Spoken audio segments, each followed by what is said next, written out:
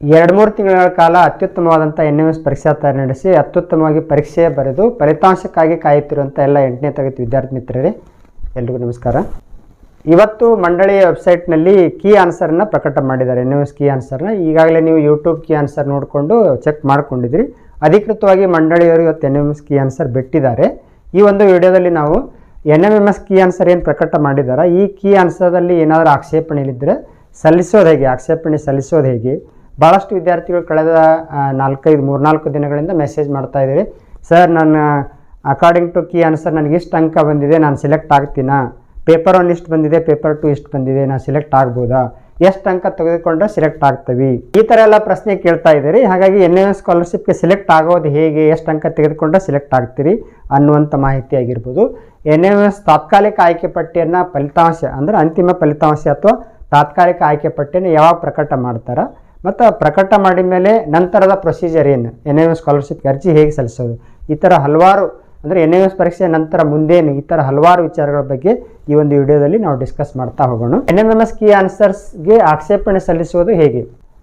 ಮಂಡಳಿ ಪ್ರಕಟಿಸಿದಂಥ ಕೀ ಆನ್ಸರಲ್ಲಿ ನಿಮಗೆ ಏನಾದರೂ ದೋಷ ಕಂಡು ಬಂದ್ರೆ ಈ ಆನ್ಸರ್ 50ನೇ ಪ್ರಶ್ನೆಗೆ B ಆಗಬೇಕಾಗಿತ್ತು, C ಅಂತ ಕೊಟ್ಟಿದ್ದಾರ ಅಂತ ನಿಮಗೆ ಅನಿಸಿದ್ರೆ, ಈಗ 50ನೇ ಪ್ರಶ್ನೆಗೆ C ಬದಲಿ B ಆಯ್ಕೆ ಆಗಬೇಕಾಗಿತ್ತು ಅನ್ನುವಂಥದ್ದು ನಿಮಗೆ ಸಮರ್ಥನೆ ಇತ್ತಂದ್ರೆ ನಿಮ್ಮಲ್ಲಿ ಆಧಾರಗಳಿದ್ರೆ ನೀವು ಆಕ್ಷೇಪಣೆಯನ್ನು ಸಲ್ಲಿಸ್ಬೋದು. ಹೇಗೆ ಆಕ್ಷೇಪಣೆ ಸಲ್ಲಿಸೋದಂದ್ರೆ, ಮಂಡಳಿಯವರು ಈಗಾಗಲೇ ಕೀ ಆನ್ಸರ್ ಜೊತೆಗೆ ಒಂದು ಆದೇಶವನ್ನು ಕೂಡ ಬಿಟ್ಟಿದ್ದಾರೆ. ಆ ಆದೇಶದಲ್ಲಿ ಏನೈತೆ ಅಂದ್ರೆ ಒಂದು ನಿಗದಿತ ನಮೂನೆ ಐತಿ. ಆ ನಿಗದಿತ ನಮೂನೆಯಲ್ಲಿ ಯಾರು ಆಬ್ಜೆಕ್ಷನ್ ಸಲ್ಲಿಸ್ತಾ ಇದ್ದೀರಿ ಅವ್ರ ಹೆಸರು, ವಿಳಾಸ ಇರ್ತೈತಿ, ಕೆಳಗೆ ದೂರವಾಣಿ ಸಂಖ್ಯೆ, ಕೆಳಗೊಂದು ಫಾರ್ಮೆಟ್ ಇರ್ತೈತಿ.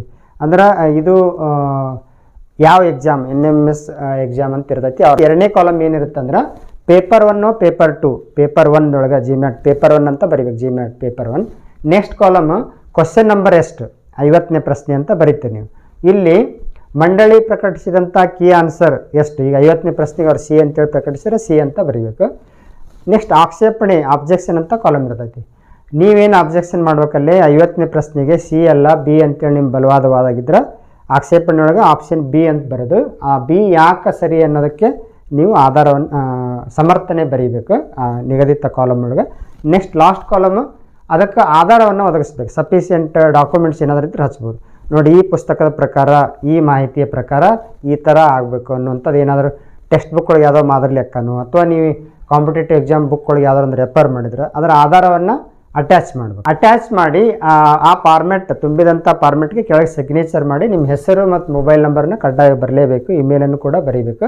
ನಿಗದಿತ ನಮೂನೆ ಕಂಪ್ಲೀಟ್ ಫಿಲ್ ಮಾಡಿ ಸೈನ್ ಮಾಡಿ ಹೆಸರು, ಮೊಬೈಲ್ ಸಂಖ್ಯೆ, ಜಿಮೇಲ್ ಅಡ್ರೆಸ್ ಬರೆದು ನೆಕ್ಸ್ಟ್ ಅದಕ್ಕೆ ಸಫಿಷಿಯೆಂಟ್ ಡಾಕ್ಯುಮೆಂಟ್ಸ್ ಏನಾದ್ರು ಇದ್ದರೆ ಹಚ್ಚಿ ಅಟ್ಯಾಚ್ ಮಾಡಿ ಅದನ್ನು ಒಂದು ಕವರ್ ಒಳಗೆ ಹಾಕಿ ಪೋಸ್ಟ್ ಮಾಡ್ಬೇಕು. ಎಲ್ಲಿ ಪೋಸ್ಟ್ ಮಾಡ್ಬೇಕು ಅಂದಪ್ಪ ಅಂದ್ರೆ ಅದರೊಳಗೆ ಅಡ್ರೆಸ್ ಕೂಡ ಐತೆ. ಆ ನಿಗದಿತ ನಮೂನೆ ಒಳಗೆ ಕೆಳಗೆ ಪೋಸ್ಟಲ್ ಅಡ್ರೆಸ್ ಅಂತ ಕೂಡ ಐತೆ. ಅಲ್ಲೇನು KSQAAC, KSEAB, 8th cross Malleshwaram Bengaluru, ಈ ಥರ ಒಂದು ಅಡ್ರೆಸ್ ಐತಿ. ಆ ಅಡ್ರೆಸ್ ಪೋಸ್ಟ್ ಮಾಡ್ಬೇಕು. ಇಲ್ಲ ನಾವು ಆನ್ಲೈನ್ ಮೂಲಕ ಆಕ್ಷೇಪಣೆ ಸಲ್ಲಿಸ್ತೇವೆ ಅಂದರೆ ಏನು ಮಾಡ್ಬೇಕಂದ್ರೆ ಇದನ್ನು ನೀವು ಸ್ಕ್ಯಾನ್ ಮಾಡ್ಕೋಬೇಕು. ಈ ಫಾರ್ಮೆಟನ್ನು ತುಂಬಿ ಮೇಲೆ ಸ್ಕ್ಯಾನ್ ಮಾಡಿಕೊಂಡು PDF ಆಗಿ ಕನ್ವರ್ಟ್ ಮಾಡ್ಕೊಂಡು ಅದನ್ನು ಯಾರಿಗೆ ಸೆಂಡ್ ಮಾಡ್ಬೇಕಂದ್ರೆ KSQAAC NTSC@gmail.com ಅನ್ನೋಂಥ ವೆಬ್ಸೈಟ್ ಜಿಮೇಲ್ಗೆ ಮೇಲ್ ಮಾಡಿಬಿಟ್ರೆ ಮುಗೀತು, ಅಲ್ಲಿಗೆ ಫಾಸ್ಟಾಗಿ ಆಗ್ತೈತಿ. ಇದು 11ನೇ ತಾರೀಕಿನಿಂದ ಹಿಡ್ಕೊಂಡು 16ನೇ ತಾರೀಕು ಸಂಜೆ 5:30 ನಿಮ್ಮ ಆಕ್ಷೇಪಣೆ ಮುಟ್ಬೇಕು ಅವ್ರಿಗೆ. ಇದಿಷ್ಟು ಆಕ್ಷೇಪಣೆ ಸಲ್ಲಿಸೋದ್ರ ಬಗ್ಗೆ. ಬಹುತೇಕ 99.99% ಉತ್ತರಗಳು ಸರಿ ಇರ್ತವೆ. ನಿಮಗೆ ಇನ್ ಕೇಸ್ ಏನಾದರೂ ಉತ್ತರ ತಪ್ಪಿದ್ನಪ್ಪ ಅಂದ್ರೆ ನೀವು ಆಕ್ಷೇಪಣೆ ಸಲ್ಲಿಸ್ಬೋದು.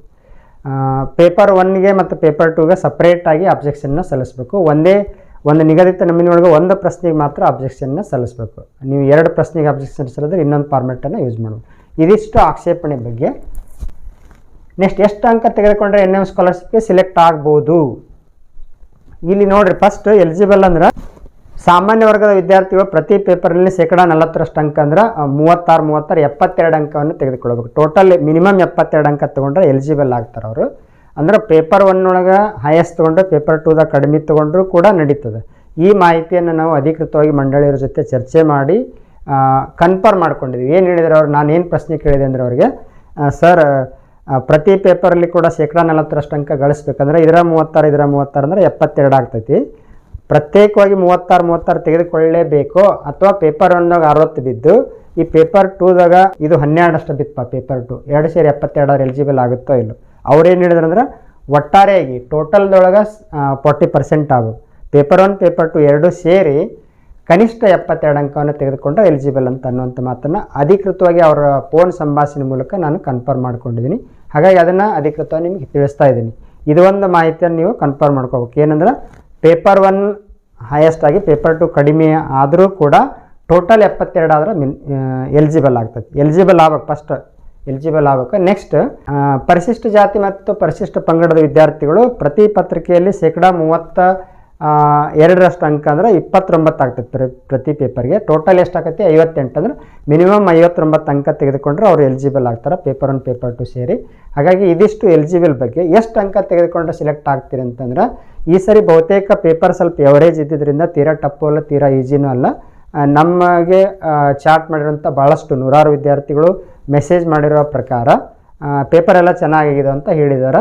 ಹಾಗಾಗಿ ಲಾಸ್ಟ್ ಇಯರ್ಗಿಂತ ಸ್ವಲ್ಪ ಕಟ್ ಆಫ್ ಜಾಸ್ತಿ ನಿಲ್ಬೋದು.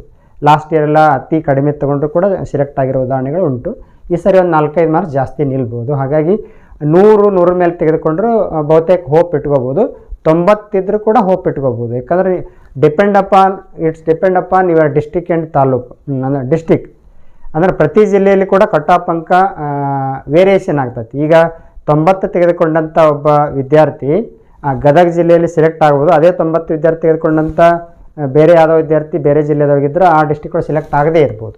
ಹಂಗೆ ಆಗ್ತೈತಿ. ಅದಕ್ಕೆ ಒಂದು ಜಿಲ್ಲಾವಾರು ಸೆಲೆಕ್ಷನ್ ಆಗಿರೋದ್ರಿಂದ ಇದು ಒಂದು ಜಿಲ್ಲೆಗೆ 100 ಸೀಟು 115 ಸೀಟ್ ನಿಗದಿ ಮಾಡಿದ್ರೆ ಆ 115 ಜನ ಟಾಪರ್ಸ್ ಇದ್ಬಿಟ್ರೆ ಆಟೋಮೆಟಿಕಲಿ ಕಟ್ ಆಫ್ ಜಾಸ್ತಿ ನಿಲ್ತೈತಿ. ಹಾಗಾಗಿ 100-110 ಹಿಂಗೆ ತೊಗೊಂಡವರು ಬಹುತೇಕ ಸಿಲೆಕ್ಟ್ ಆಗ್ತೀರಿ. ಕಳೆದ 4-5 ವರ್ಷಗಳ ಫಲಿತಾಂಶ ವಿಶ್ಲೇಷಣೆ ಮಾಡೋದಾದ್ರೆ 100 ಮ್ಯಾಗ್ ತೊಗೊಂಡವ್ರು ಆಲ್ಮೋಸ್ಟ್ ಸಿಲೆಕ್ಟ್ ಆಗಿದ್ದಾರೆ. ಹಾಗಾಗಿ ಕೆಲವು ಕಡೆ ಅಂತೂ ಈ ಸಿಟಿ ಏನಿದಾವಲ್ಲ, ಬೆಂಗಳೂರು ಆಗಿರ್ಬೋದು, ಬೆಂಗಳೂರು ನಾರ್ತ್, ಆ ಕಡೆ ಎಲ್ಲ ಎಲಿಜಿಬಲ್ ಆದ್ರೆ ಸಾಕು ಸಿಲೆಕ್ಟ್ ಆಗ್ತಾರೆ. ಎಲಿಜಿಬಲ್ ಆಗೋರು ಕಡಿಮೆ ಇದ್ದಾರೆ. ಹಾಗಾಗಿ ರೂರಲ್ ಏರಿಯಾದಾಗ ಸ್ವಲ್ಪ ಕಾಂಪಿಟೇಷನ್ ಜಾಸ್ತಿ ಆಗಿದೆ. ಅದಕ್ಕೆ ನೀವು ಎಲಿಜಿಬಲ್ಗಿಂತ ಒಂದು 10-15 ಮಾರ್ಕ್ಸ್ ಜಾಸ್ತಿ ತೊಗೊಂಡಿದ್ರೆ ಬಹುತೇಕ ಹೋಪ್ ಇಟ್ಕೋಬೋದು. ಇದಿಷ್ಟು ಆಯ್ಕೆ ಬಗ್ಗೆ, ಸ್ಕಾಲರ್ಶಿಪ್ಗೆ ಆಯ್ಕೆ ಆಗೋದು ಹೇಗೆ ಅನ್ನೋದ್ರ ಬಗ್ಗೆ. ಇನ್ನು ಅಂತಿಮ ಫಲಿತಾಂಶ ಪಟ್ಟಿ ಅಥವಾ ತಾತ್ಕಾಲಿಕ ಆಯ್ಪಟ್ಟಿ ಯಾವಾಗ ಪ್ರಕಟ ಮಾಡ್ತಾರೆ? 4-5 ವರ್ಷಗಳ ರಿಸಲ್ಟನ್ನು ನಾವು ನೋಡೋದಾದ್ರೆ ಪ್ರತಿ ವರ್ಷ ಅವರು ಏಪ್ರಿಲ್ ಎಂಡ್ ಮೇಗೆ ಪ್ರಕಟ ಮಾಡ್ತಿದ್ರು. ಲಾಸ್ಟ್ ಇಯರ್ ಕೂಡ ಏಪ್ರಿಲ್ದಾಗ ಪ್ರಕಟ ಮಾಡಿದ್ರು. ಜನವರಿ ಪರೀಕ್ಷೆ ನಡೆಸ್ತಿದ್ರು, ಏಪ್ರಿಲ್ದಾಗ ರಿಸಲ್ಟನ್ನು ಪ್ರಕಟ ಮಾಡಿದ್ದಾರೆ. ಈ ಸರಿ ಸ್ವಲ್ಪ ಅರ್ಲಿ ಆಗ್ಬೋದು, ಅಂದರೆ ಮಾರ್ಚ್ ಎಂಡ್ ಅಥವಾ ಏಪ್ರಿಲ್ ಫಸ್ಟ್ ವೀಕ್ನಾಗ ಪ್ರಕಟ ಮಾಡ್ಬೋದು. ಅಲ್ಲಿ ತನಕ ನೀವು ರಿಸಲ್ಟ್ ಯಾವಾಗ ಬರ್ತದೆ ಅಂತೇಳಿ ನೀವು ಕಾಯ್ಕೊಂತ ಕೂಡೋದು ಬೇಡ, ಪ್ರಶ್ನೆ ಮಾಡೋದು ಬೇಡ. ನಾವು 2-3 ವರ್ಷದ ಫಲಿತಾಂಶ ಅನೌನ್ಸ್ ಮಾಡಿದ ಬೇಸ್ ಮೇಲೆ ಯಾವುದೋ ಒಂದು ಪರೀಕ್ಷೆ ಮುಗಿದ ಮೇಲೆ ಒಂದು 40 ದಿನ ಆದರೂ ಗ್ಯಾಪನ್ನು ಕೊಟ್ಟು ರಿಸಲ್ಟ್ ಪ್ರಕಟ ಮಾಡ್ತಾರೆ. ಅನಿವಾರ್ಯ ಸಂದರ್ಭಗಳಲ್ಲಿ ಬೇರೆ ಎಮರ್ಜೆನ್ಸಿ ಇದ್ದಾಗ ಮಾತ್ರ ಬೇಗ ಪ್ರಕಟ ಮಾಡ್ತಾರೆ. ಹೊರತುಪಡಿಸಿದ್ರೆ ಮಿನಿಮಮ್ 40 ಡೇಸ್ ಗ್ಯಾಪ್ ಬಿಟ್ಟು ರಿಸಲ್ಟನ್ನು ಅನೌನ್ಸ್ ಮಾಡ್ತಾರೆ. 2-3 ವರ್ಷದ ಬೇಸ್ ಮೇಲೆ ಹೇಳೋದಾದ್ರೆ ಮಾರ್ಚ್ ಎಂಡ್ ಅಥವಾ ಏಪ್ರಿಲ್ ಫಸ್ಟ್ ವೀಕ್ನಾಗ ಅಥವಾ ಏಪ್ರಿಲ್ ಸೆಕೆಂಡ್ ವೀಕ್ನಾಗ ಅಥವಾ ನಿಮ್ಮದು ಶಾಲೆ ಸೂಟಿ ಕೊಟ್ಟ ಮೇಲೆ ಪ್ರಕಟ ಮಾಡ್ತಾರೆ. ಲಾಸ್ಟ್ ಇಯರೆಲ್ಲ ಏಪ್ರಿಲ್ದಾಗ ಪ್ರಕಟ ಮಾಡಿದ್ರು. ಹಾಗಾಗಿ ನೀವು ಏಪ್ರಿಲ್ವರೆಗೂ ಕೂಡ ರಿಸಲ್ಟನ್ನು ಎಕ್ಸ್ಪೆಕ್ಟ್ ಮಾಡೋಕ್ಕೆ ಹೋಗ್ಬೇಡ. ಅಷ್ಟರೊಳಗೆ ಬಂದ್ರಂತೂ ಭಾಳ ಚಲೋ. ಅದಕ್ಕೆ ಅಲ್ಲಿ ತನಕ ನೀವು ಕೊರಕೊಂದು ಕೊಡೋದು ಬೇಡ. ನಿಮ್ದು ಎಲಿಜಿಬಲ್ ಆಗಿ ಒಂದು 10-15 ಮಾರ್ಕ್ಸ್ ಜಾಸ್ತಿ ಇದ್ದರೆ ಹೋಪ್ ಇಟ್ಕೋರಿ. ಆಗಲಿಲ್ಲ ಅಂದ್ರೆ ಏನು ತಲೆ ಕೆಡಿಸ್ಕೊಳಕ್ಕೆ ಹೋಗ್ಬೇಡ್ರಿ. ಈ ಎಕ್ಸ್ಪೀರಿಯೆನ್ಸ್ ಯಾವತ್ತೂ ಲಾಸ್ ಆಗೋದಿಲ್ಲ.